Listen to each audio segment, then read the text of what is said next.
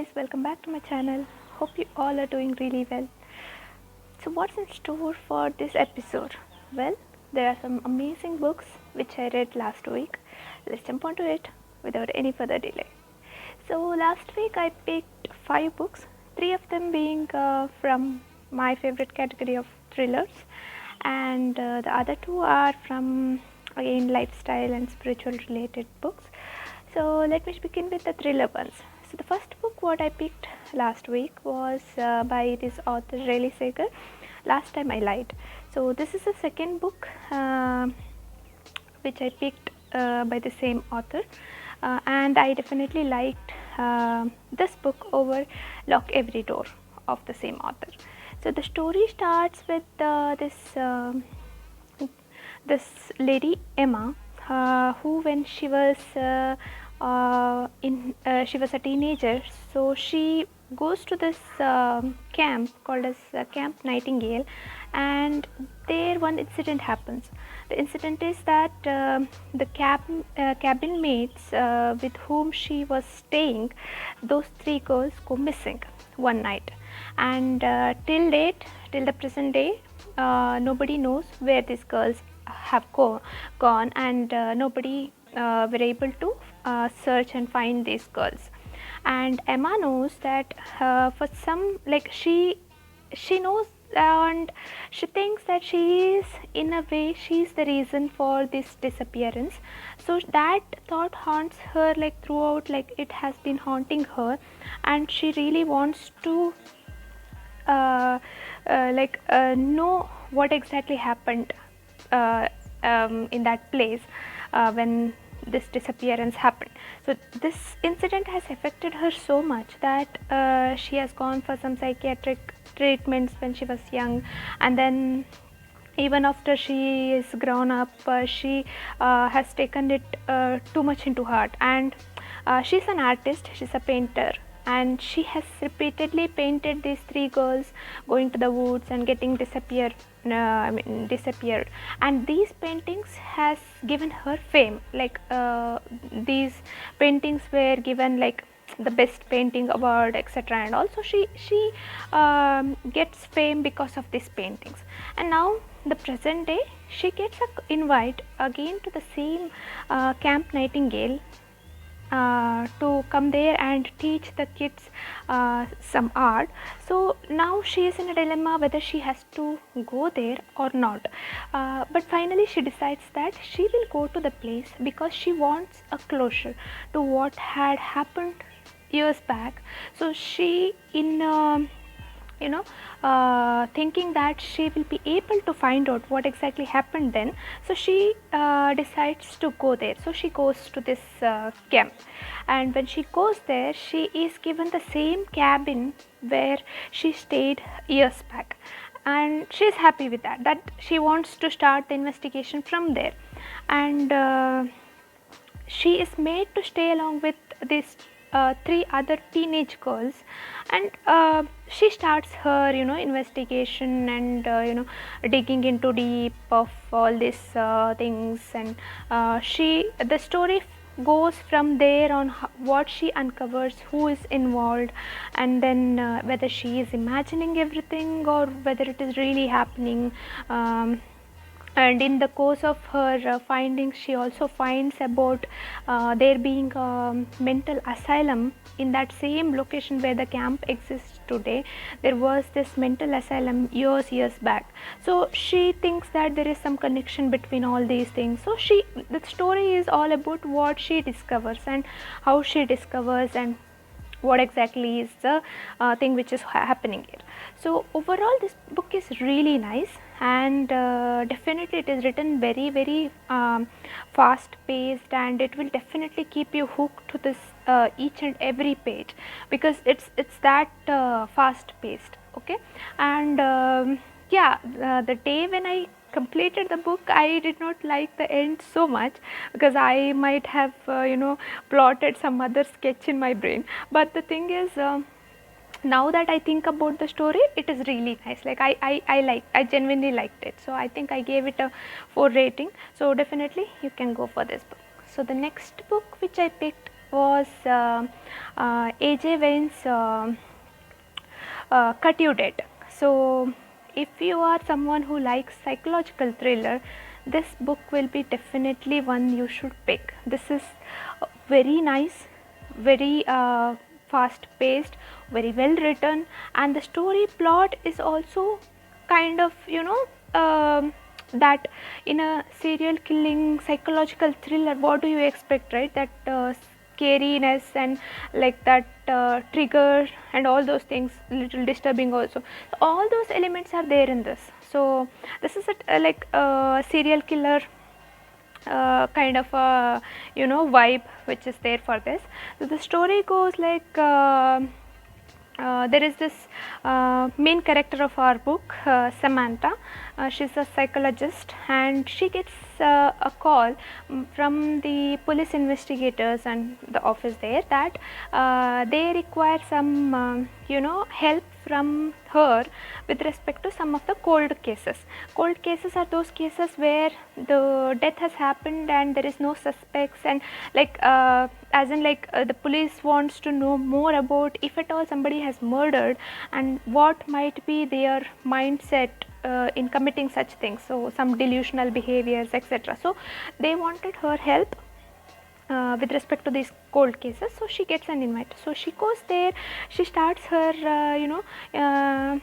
analyzing the cases in that list of cold cases. So when she was doing that, she finds like some similarities between three of the cases, one which happened 2 weeks back, and two other happened, one in 3 years back and one 9 years back. So she starts feeling that there is some connection between these cases. The cases will be something like in all these 3 cases, this female or the lady who died, it was made to look as if it is a suicide, and like there is no as such suspects in any of this case. So somewhat like that is the scenario for all these 3 deaths, but she starts feeling that there is definitely a connection between these. So she starts digging in deep about the details of these cases. So as she digs in deep, so she kind of finds a detail about each of these cases, that a very different kind of crime, like every victim is how they are linked is like before they die, like 7 days before they die, their hair is cut. So somebody cuts their hair, that is like a signal that that person is chosen now. So once the hair is cut, then after that 7 days later they are found to be dead, and the circumstances are built in such a way that that death looks as if it is natural death, or like it is just self-induced death, like committing suicide kind of a thing. So she figures out this, and the story goes on from there on, like how she identifies the links between these murders. Are these victims related to each other, or they are connected in some way? Who is behind all these things? And in this whole hangama, even kind of she is also becoming a victim or something of that sort. So the whole story is like how Sam discovers who is the serial killer, why the reason behind this serial killing, and what is the mental state of this murderer, why they have done such crime. So that is the story is all about that. And yes, it's really nice. It is definitely something which you can go for without any doubt, that this will definitely make you get hooked to this book. So it's a very nice psychological thriller. So I ended up giving it a 4.5 rating because I really liked it. So yeah, that's about it. So the third book, again from AJ Vance only, I picked No Longer Safe. This book, okay, let me tell that I am not pleased with the ending of this book at all. I cannot talk about the ending because that will give away everything. So yeah, but very disturbed, and I really felt sad. This ending was like that, but apart from that, if I look into the story, etc., and the plot, it's well written, it's nice, not as nice as Katu did, but still you can definitely go for it. It is nicely written. It is not really very fast paced, but yes, it's not very boring also. It's really fine. So the story plot goes like this. So there is our main character Alice, who will get an invite from her university friend Karen after around 6 to 7 years, and Karen had cut her friendship completely from Alice 6 or 7 years back without giving any reason.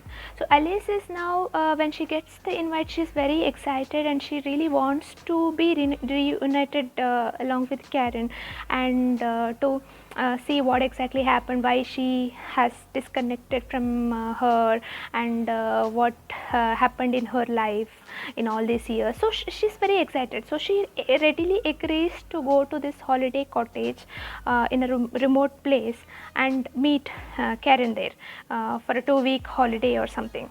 So she goes there. When she arrives there, so she starts getting a vibe that though Karen is like trying to behave very friendly and very happy that she is reunited to Alice, but Alice starts to get the feeling that Karen is not really what she is showing, right? There is something which is hidden. So Karen starts inquiring, Alice starts inquiring Karen on how was her life in these 6-7 years when she had broken the contact, but Karen gives very, she doesn't really give a satisfactory answers for Alice.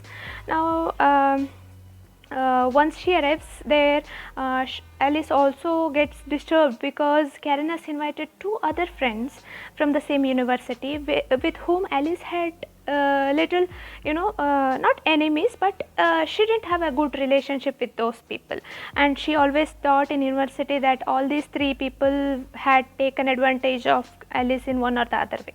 So Alice starts getting really, annoyed that this holiday is not going exactly how she thought it would go, and in the meanwhile she gets hurt by hitting her head onto something in kitchen, and post that she starts getting these headaches very frequently. She has to take sleeping tablets to sleep, and she is like very disturbed, very like she gets panic attacks all the time. So she starts observing all these things, okay, and one morning what happens is Alice finds there is a dead body in her room, and Karen makes Alice believe that she is the one who has killed this person, Charlie, whose dead body is found, and Alice kind of trusts that okay, whatever Karen is telling is true, and she is the one who has killed this person in her sleepwalk or something. But as the days pass, they somehow discard the body and all. As the days pass, Alice gets very annoyed, and she gets lot of doubt that Karen is really not what she is trying to showcase, and her kid, which is a 9-month-old baby, is kind of always sleeping, and Alice starts to get this vibe that Karen is doing something which is wrong. So from there Alice starts uncovering the things which is happening in that holiday cottage, and she kind of tries to find out whether Karen's life is the same thing what she has explained it was, or something of that sort and all. So the story goes from there. So yeah, if it's a medium paced, and the story plot is little different, actually the ending is little different, but yeah, if you are someone who is open for any kind of ending, right, you can definitely go. But yeah, for me it was like little, I did not connect to this ending. Yeah, that's about it. Yeah, it was around 3.5 rating book for me, I guess. Yeah, that's about it, and yeah, that's all in the thriller category. Let's move on to the other category of books which I picked for last week. So in this category, I picked two books last week. The first one what I picked was by Deepak Chopra, Seven Spiritual Laws of Success. Now the thing about what do you say, the lifestyle spiritually inclined books is that they all kind of talk about same thing, like how will you actually find your happiness, how will you feel content, how will you work towards achieving something, etc., etc. But the way they explain also matters, because sometimes you don't get connected to few books the way they have told the things, and sometimes you will very well get connected to the things which they have explained. So this was one of such book where Deepak Chopra has explained really well these seven things, like detachment. What is the importance of detachment from your end product, right, end result. So when you actually detach yourself from what you will achieve in the end, you will actually end up achieving it. Because see, when you tag yourself to that end product or end result, right, you will always panic. So you will always think of, okay, my target is to achieve that at any cost. If it is not achieved, what will happen? If it is like half achieved, what will happen? So failure, all those things. So he emphasizes on that, like when you detach yourself from that, you automatically will tend to move towards achieving something without even knowing, without even having to effort, like put so much effort. Like everything falls in alignment when you follow such steps. So that is what he talks about in this book, and definitely it is like very connecting to you, because it is explained in really well understandable terms that you can really understand what are the points which you need to kind of implement in your life. And I guess that will definitely help in your way of thinking and improving that thinking towards you achieving something. So yeah, this book was really nice. It was like 4 to 5 rating. Yeah, definitely 4.5 rating, I think so. Very well explained and very easy to understand. So yeah, if you're someone who is looking for some guidance in terms of this, so definitely pick this book.